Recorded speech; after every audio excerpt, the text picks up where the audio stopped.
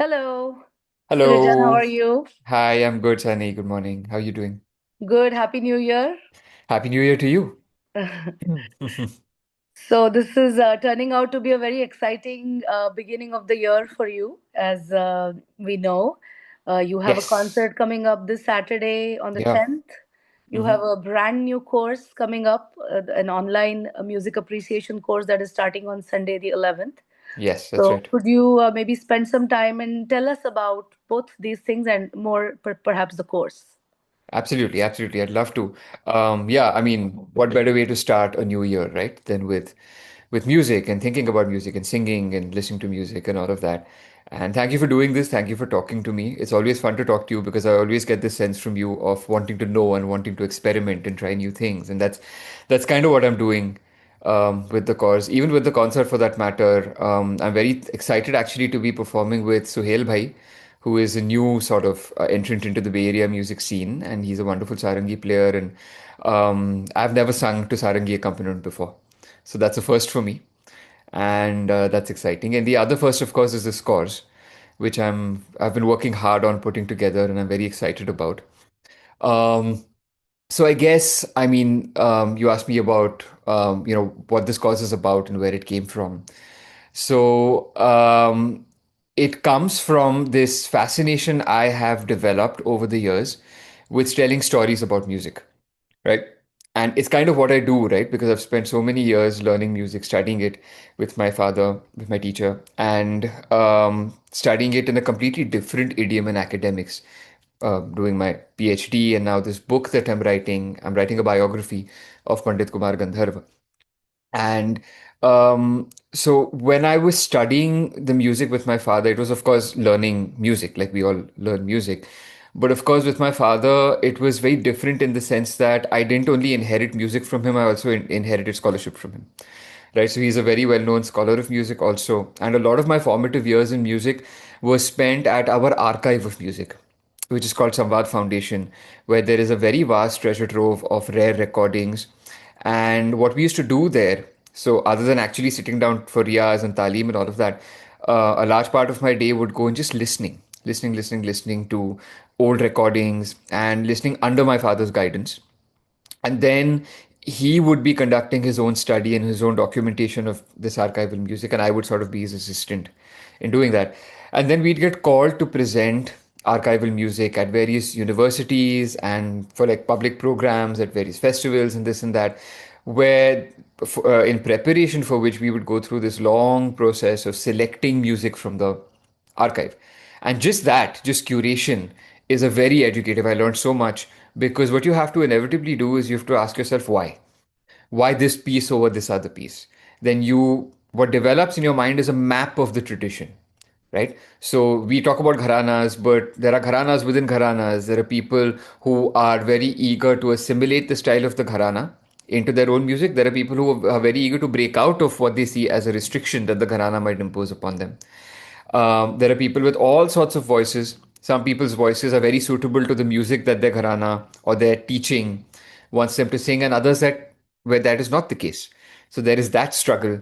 Some people just have a very different attitude, right? So what they want to express from the inside through their music can be very different. So it's a very fascinating tapestry of conflicting and opposing forces that make up this music.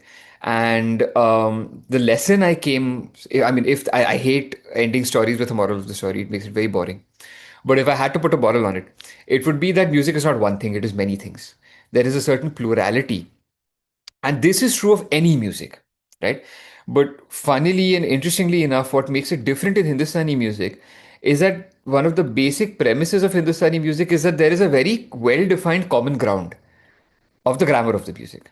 So, rag and tal, right? So, there could be someone who is the polar opposite of me as a musician, but we both might be singing malkons, and we both might be singing teen tal, and we both might even be singing the same bandish. So, what that does is that, in spite of the great, and there is truly a fascinating amount of diversity, but underlying that, there is a very easily accessible and very clearly definable common ground.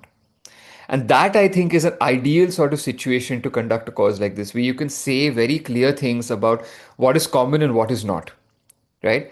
And something that is common can act both as, a very strong foundation for you to stand upon, and it can also act as a prison, and everything in between.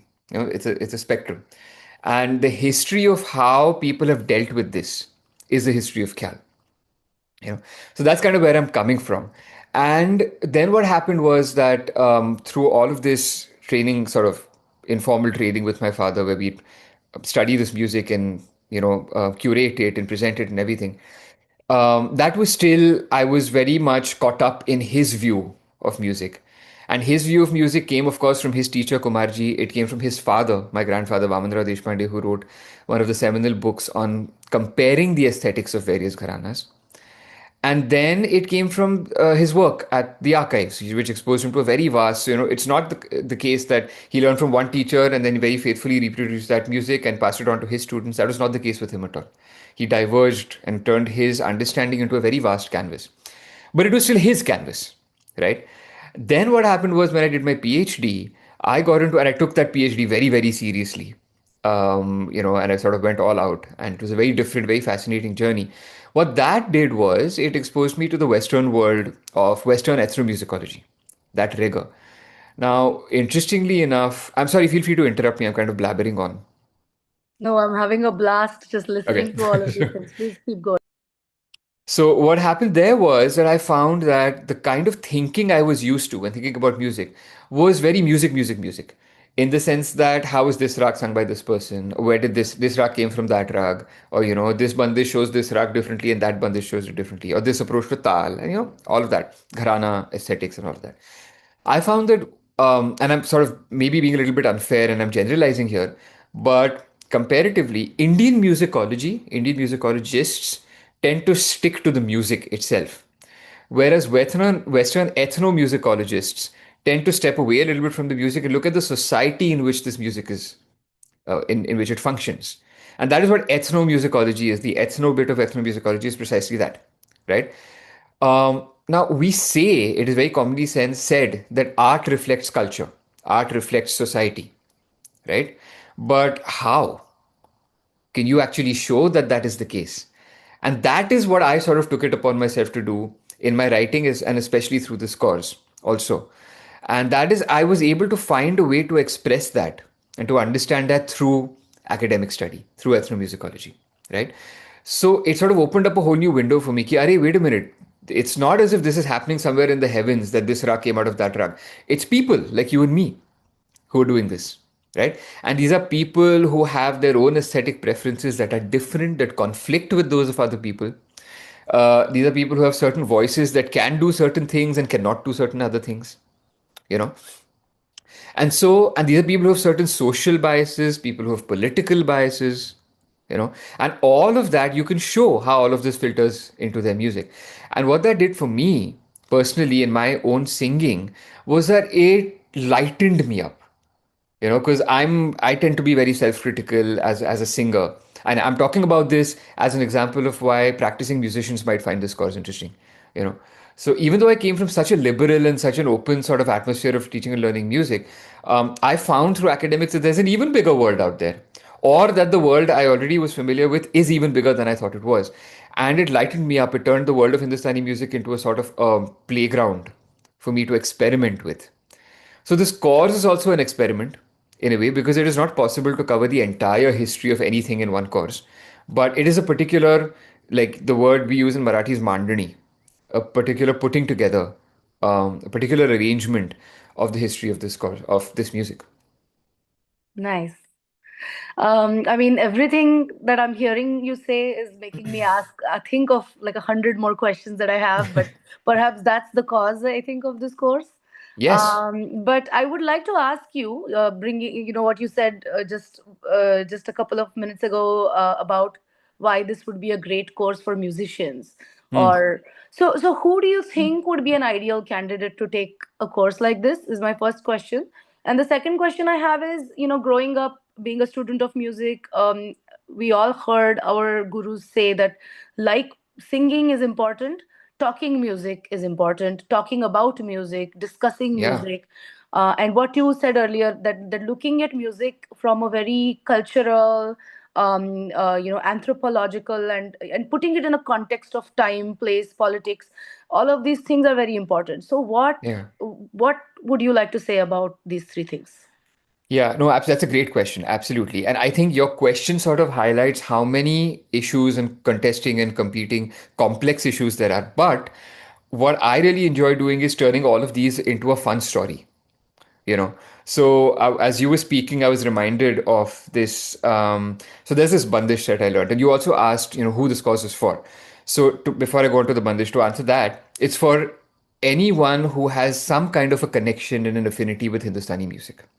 Okay. For people who are absolute newbies who've never heard Hindustani music before and want an introduction, sure, it could work for them also.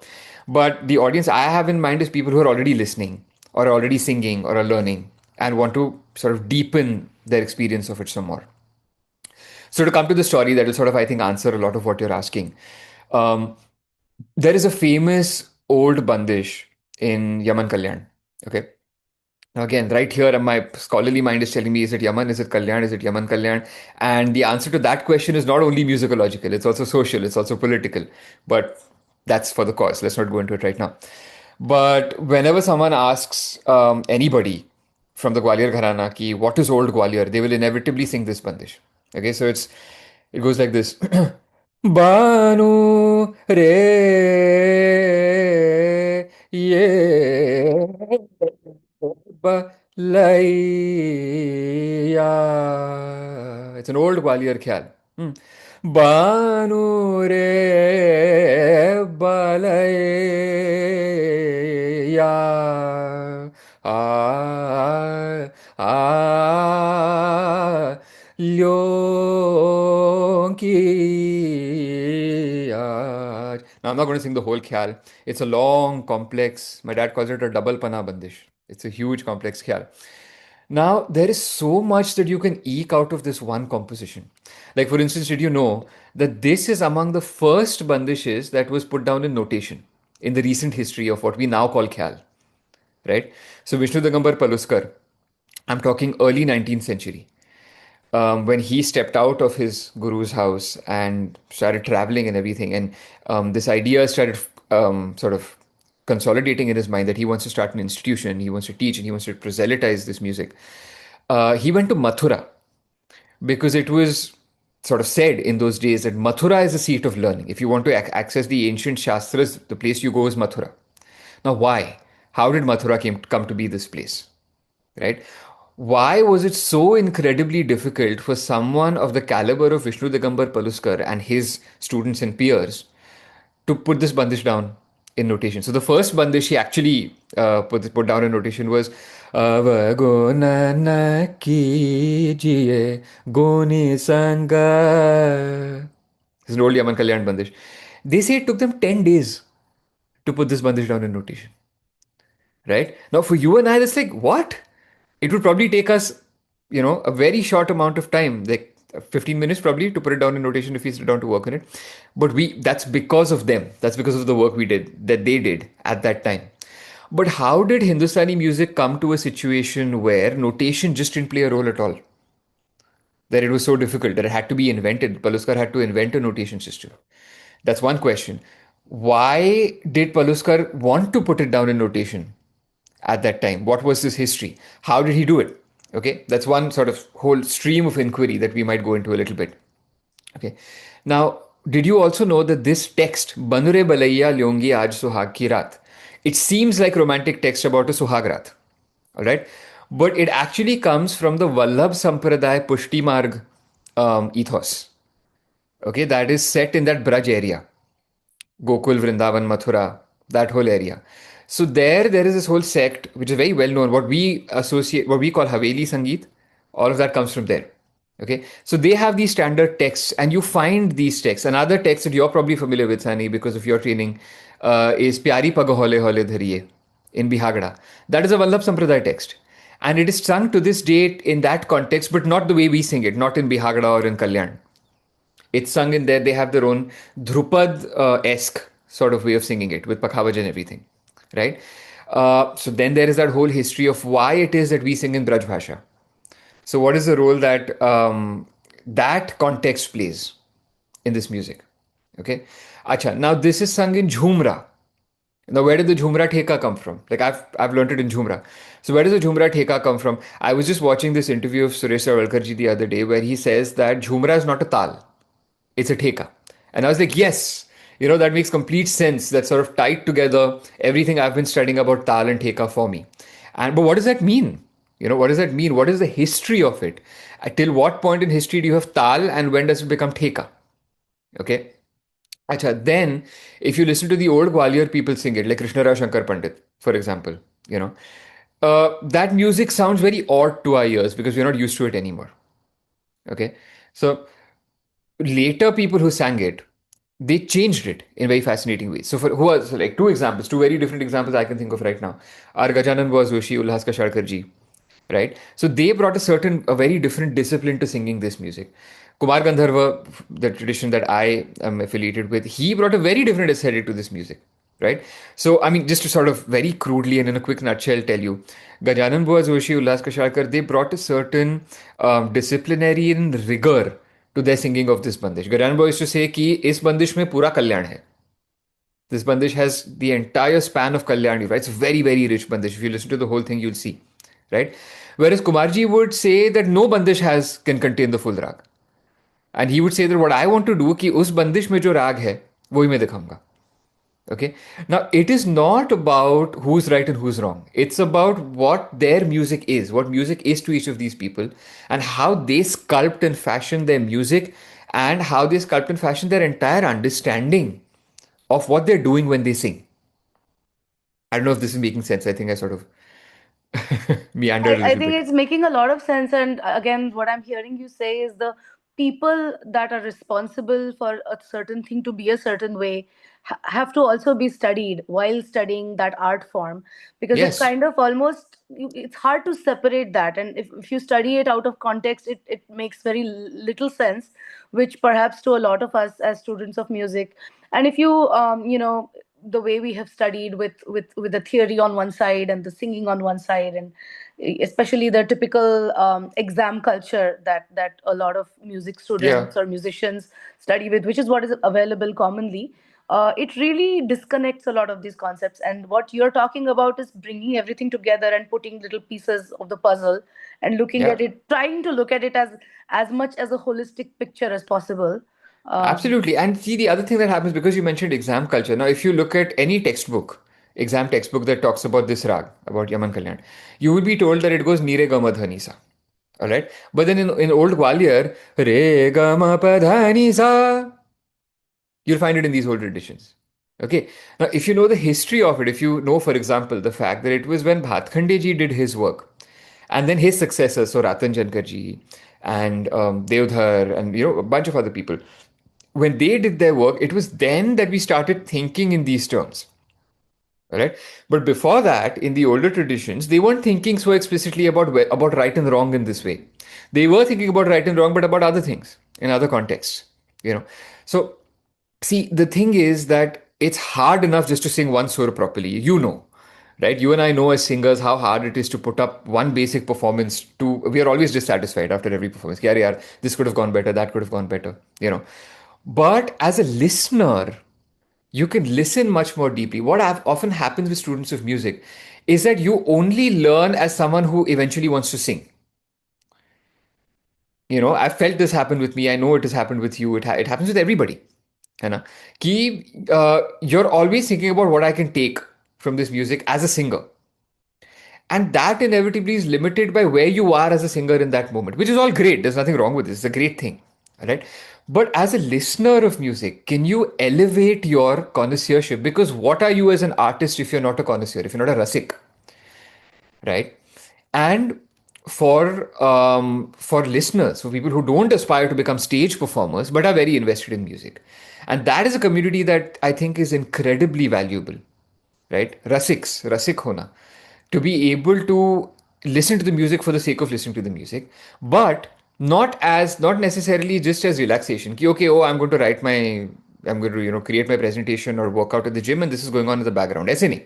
Listening. Like you go and watch a movie for 3 hours, you're not doing anything else for 3 hours. You're watching a 3 hour movie. How many of us listen to music like that at home on a recording? It's very rare that for 2, 3 hours you're listening to music. Isn't that ironic? I mean, we call ourselves musicians and listeners of music, but we don't do this. Often that's because we don't know what to listen for in the music we're listening to. So that's one big goal of this music, to tell you what to listen for and to make your listening life much richer. Because now, hopefully, after doing this course, it'll set you off on a trajectory where when you're listening to Kesar Bhai Kerkar sing, you're not just listening to what's happening there in the moment. You're listening to Aladia Khan Saab's how he changed Gwalior. Then you have a reference point of old Gwalior, or you have a reference point of Kesar Bhai's contemporary Agra Gharana people, and you'll be like you're probably imagining what they would have done now that you're listening to Kesar Bhai do this. You're comparing voices.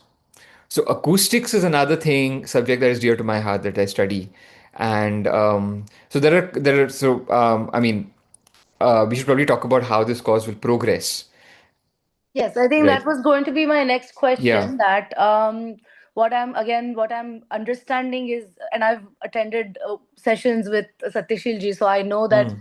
a lot of what you're saying is going to be sort of finding one thread and then sort of seeing where it takes you, and then Takes you. finding where Yeah. that next destination is, trying to sort of go down little rabbit holes, and slowly Yeah. the picture gets more and more like it forms a little bit better. So I think that's Mm. perhaps what I can imagine the course will be like.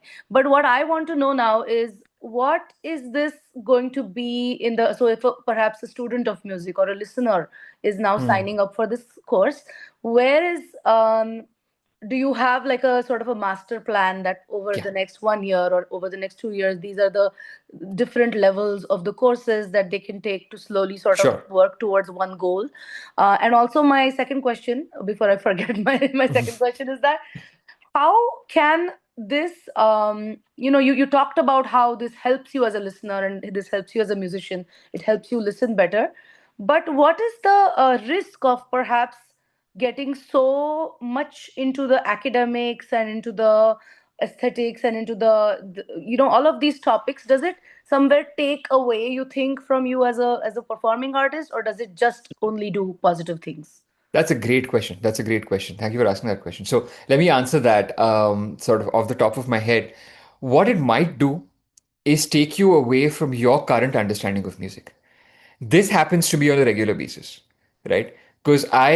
Because as a singer, and even for that matter as a presenter of any kind, when you're presenting music on stage, when you're delivering a lecture, when you're presenting a course or writing a book, you have to concoct a story that you believe in that moment and deliver it with conviction, which is what I'll be doing with this course. But then, what is Riyaz? Riyaz is going back to your workshop and deconstructing that and reconstructing it, working on it all over again, right?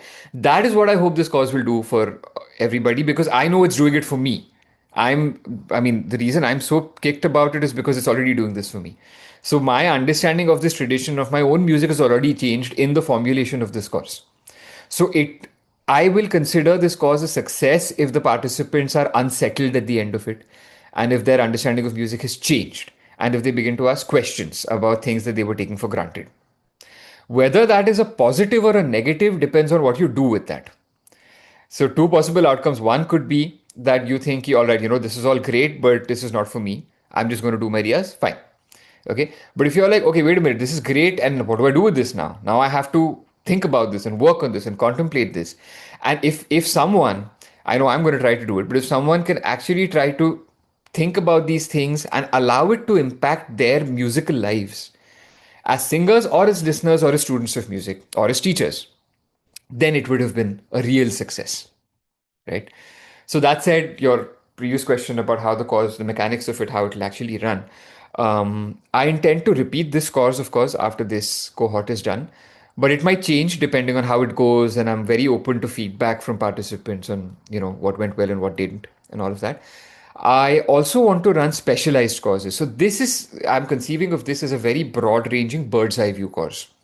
We'll get into a lot of nitty gritty, but it'll certainly be part of a more holistic experience, which covers, um, I would say, two or three very basic key things that this course is about is deep listening, learning to become a much better, much more immersed emotionally and intellectually immersed listener.